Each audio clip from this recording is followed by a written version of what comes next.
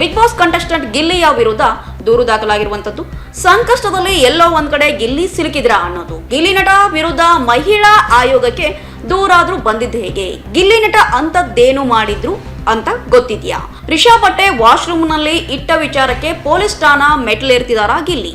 Big boss 12 ಎಂದಾಕ್ಷಣ ಮುಖ್ಯವಾಗಿ ನಮಗೆ ನೆನಪಿಗೆ ಬರೋದೇ ಗಿಲ್ಲಿಯ ನಟ. ಅವನ ಎಂಟರ್ಟೈನ್ಮೆಂಟ್ ಇರಬಹುದು, ಜೊತೆಗೆ ಅವನು ಕಂಟೆಂಟ್ ಕ್ರಿಯೇಟ್ ಮಾಡೋದಿರ್ಬೋದು, ಯಾವುದೇ ಟೈಮ್ ತಗೊಳ್ಳದೆ, ಜೊತೆಗೆ ಫ್ರೀ ಆಗಿ ಯೋಚನೆ ಕೂಡ ಮಾಡದೆ ಆನ್ ದ ಸ್ಪಾಟ್ ಏನ್ ಮಾಡ್ತಾನೆ ಅಂತಂದ್ರೆ ತನ್ನ ಒಂದು ಕಂಟೆಂಟ್ ಅನ್ನ ಹೊರ ಹಾಕ್ತಾನೆ. ಅದು ಯಾರೇ ಇರಲಿ, ಯಾವುದೇ ಪ್ಲೇಸ್ ಇರಲಿ, ಜೊತೆಗೆ ಮುಂದಿರ್ತಕ್ಕಂಥ ವ್ಯಕ್ತಿಗಳು ಯಾರೇ ಎಷ್ಟೇ ದೊಡ್ಡವರಾಗಿದ್ರು ಕೂಡ. ಇನ್ನು ಗಿಲ್ಲಿಯ ಮಾತಿಗೆ ಮರುಳಾಗದ ಜನರೇ ಇಲ್ಲ. ಬಿಗ್ ಬಾಸ್ ಹೋದಾಗಿನಿಂದನೂ ಗಿಲ್ಲಿಯ ಹವಾ ಸಾಕಷ್ಟಿದೆ.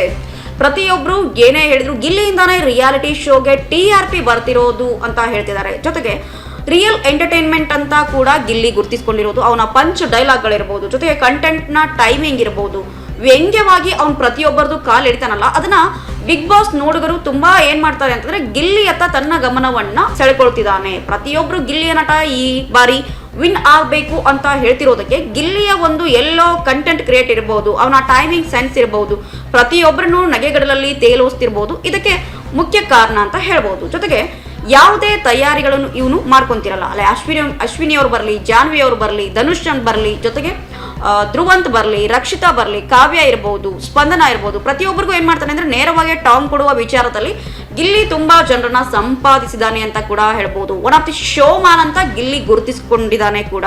ಇಲ್ಲಿ ಯಾವ ಕಾರಣಕ್ಕಾಗಿ ಮಹಿಳಾ ಆಯೋಗಕ್ಕೆ ದೂರು ಬಂದಿದೆ ಗಿಲ್ಲಿಯ ಮೇಲೆ ಅಂತ ಹೇಳ್ತಾ ಹೋದ್ರೆ, ಗಿಲ್ಲಿಯ ನಟ ಮತ್ತು ರಿಷಾ ಮಧ್ಯೆ ನಡೆದಿರ್ತಕ್ಕಂಥ ವಾಗ್ವಾದದ ಬಗ್ಗೆ ಮಹಿಳಾ ಒಂದು ಆಯೋಗಕ್ಕೆ ಏನಾಗಿದೆ ಅಂತಂದ್ರೆ ದೂರು ದಾಖಲಾಗಿರುವುದು. ಸಂದರ್ಭವನ್ನ ವಿವರಿಸ್ತಾ ಹೋದಲ್ಲಿ ಏನ್ ಆಗಿದೆ ಅಂತಂದ್ರೆ, ಗಿಲ್ಲಿಯ ನಟ ಬಿಸಿ ನೀರು ಮತ್ತು ಬಕೆಟ್ ಅನ್ನ ಕೇಳಿದಾಗ ರಿಷಾ ಕೊಡದೆ ಇರುವಂತದ್ದು. ಗಿಲ್ಲಿಯ ನಟ ಎಚ್ಚರಿಕೆಯನ್ನು ಕೊಡ್ತಾನೆ, ನೀನು ಬಕೆಟ್ ಅನ್ನ ಕೊಡದಿದ್ರೆ ನಾನು ನಿನ್ ಏನ್ ಮಾಡ್ತೀನೋ ನನಗೆ ಗೊತ್ತಿಲ್ಲ ಅಂತ ಹೇಳಿದ ಕೂಡಲೇ ನೆಕ್ಸ್ಟ್ ಏನ್ ಮಾಡ್ತಾನೆ, ರಿಷಾ ಬಾತ್ರೂಮ್ ಒಳಗಡೆ ಹೋಗಿ ಡೋರನ್ನ ಹಾಕೋತಿರ್ತಾಳೆ. ಜೊತೆಗೆ ಇದೆಲ್ಲವೂ ಆದ ನಂತರ ಗಿಲ್ಲಿ ಎಲ್ಲ ಒಂದು ಕಡೆ ಕೋಪಗೊಂಡು ಏನ್ ಮಾಡ್ತಾನೆ ಅಂತಂದ್ರೆ ಅವಳ ಬಟ್ಟೆನ ತಂದು ಏನ್ ಮಾಡ್ತಾನೆ ಅಂತಂದ್ರೆ ಬಾತ್ರೂಮ್ ಏರಿಯಾದಲ್ಲಿ ಬಿಸಾಗ್ತಾನೆ. ಇದು ಬಿಗ್ ಬಾಸ್ ನಲ್ಲಿ ನಡೆದಿರತಕ್ಕಂತ ಘಟನೆ. ಜೊತೆಗೆ ಇಂಥವು ಸಾಕಷ್ಟು ಘಟನೆಗಳು ಕೂಡ ನಡೆದಿವೆ. ಬಿಗ್ ಬಾಸ್ ಒಂದು ಕಂಟೆಸ್ಟೆಂಟ್ ಗಳಿಗೆ ಏನು ಅಂತಂದ್ರೆ ಪ್ರತಿಯೊಂದು ಸೀಸನ್ ನಲ್ಲೂ ಯಾವುದಾದ್ರೂ ಒಂದು ಸಂಕಷ್ಟಕ್ಕೆ ಸಿಲುಕೊಳ್ತಿರ್ತಾರೆ. ಜೊತೆಗೆ ಲಾಸ್ಟ್ ಟೈಮ್ ಅಶ್ವಿನಿ ಅವ್ರದ್ದಾಗಿತ್ತು, ಎಸ್ ಕೆಟಗರಿ ಅನ್ನೋದು ಏನೋ ಒಂದು ಪದವನ್ನ ಬಳಸಿದ್ರು, ಅವರು ಕೂಡ ಅವ್ರ ಮೇಲೂ ದೂರು ದಾಖಲಾಗಿರುವಂಥದ್ದು. ಜೊತೆಗೆ ಇಲ್ಲಿ ಆ ಒಂದು ಸೀಸನ್ ಅಲ್ಲೇ ಗಿಲ್ಲಿ ಅವರು ಕೂಡ ಬರ್ತಾರೆ. ಮಹಿಳೆಯ ಒಂದು ಸ್ಥಾನಮಾನವನ್ನ ಎಲ್ಲೋ ಒಂದ್ ಕಡೆ ಕೆಡಿಸ್ತಿದ್ದಾನೆ, ಅವಳ ಬಟ್ಟೆ ಬರೆಗಳನ್ನೆಲ್ಲ ತಂದು ಏನ್ ಮಾಡ್ತಿದ್ದಾನೆ ಅಂತಂದ್ರೆ ಬಾತ್ರೂಮ್ ಏರಿಯಾದಲ್ಲಿ ಬಿಸಾಕಿದ್ದಾನೆ ಅಂತಕ್ಕಂಥದ್ದು. ಇದನ್ನ ವೀಕೆಂಡ್ ಅಲ್ಲಿ ಸುದೀಪ್ ಅವರು ತುಂಬಾ ಚೆನ್ನಾಗಿ ಏನ್ ಮಾಡಿದ್ದಾರೆ ಅಂತಂದ್ರೆ ವಿವರಿಸಿದ್ದಾರೆ. ಯಾವುದೇ ಕಾರಣಕ್ಕೂ ನೀವು ಮ್ಯಾನಿಪುಲೇಟ್ ಮಾಡಿಲ್ಲ. ಜೊತೆಗೆ ರಿಷಾ ಏನ್ ಮಾಡಿಲ್ಲ ಅಂತಂದ್ರೆ ಗಿಲ್ಲಿನ ಎಳೆದಾಡುವಂತ ಪ್ರಯತ್ನ ಕೂಡ ಅಲ್ಲಾಗಿದೆ.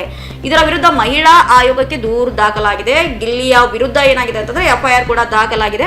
ಜೊತೆಗೆ ಮನೆಯಲ್ಲಿ ಏನ್ ನಡೀತಿರತ್ತೆ ಅಂತ ಗೊತ್ತಿರಲ್ಲ. ಸಾಕಷ್ಟು ಜನ ಅಲ್ಲಿ ಏನ್ ಮಾಡ್ತಿದಾರೆ ಅಂತಂದ್ರೆ ಹೆಣ್ಮಕ್ಳಿಗೆ ಒಂದ್ ನ್ಯಾಯ, ಗಂಡ್ಮಕ್ಳಿಗೆ ಒಂದ್ ನ್ಯಾಯನ ಅನ್ನುವ ಮಾತುಗಳು ಕೂಡ ಕೇಳಿ ಬರ್ತಿದೆ. ಏನೇ ಆಗ್ಲಿ TRP ಲೆವೆಲ್ ಒಂದು ಸ್ಥಾನಕ್ಕೆ ಏರಿದೆ. ಜೊತೆಗೆ ಎಲ್ಲರನ್ನೂ ಬಿಗ್ ಬಾಸ್ಗೆ ಸೆಳೆಯುವಂತ ಒಂದು ಚಾಣಾಕ್ಷತನ ಗಿಲ್ಲಿಯಲ್ಲಿದೆ. ಕಾದ್ ನೋಡೋಣ ಇದು ಯಾವ ಮಟ್ಟಿಗೆ ತಲುಪುತ್ತೆ ಅನ್ನೋದನ್ನ. ನಮ್ಮ ವಿಜಯವಾಹಿನಿ ನ್ಯೂಸ್ ಚಾನೆಲ್ನಲ್ಲಿ ಪ್ರಮೋಷನ್, ಜಾಹೀರಾತು, ಅಡ್ವರ್ಟೈಸ್ಮೆಂಟ್ ನೀಡಲು ಸಂಪರ್ಕಿಸಿ 9535808456.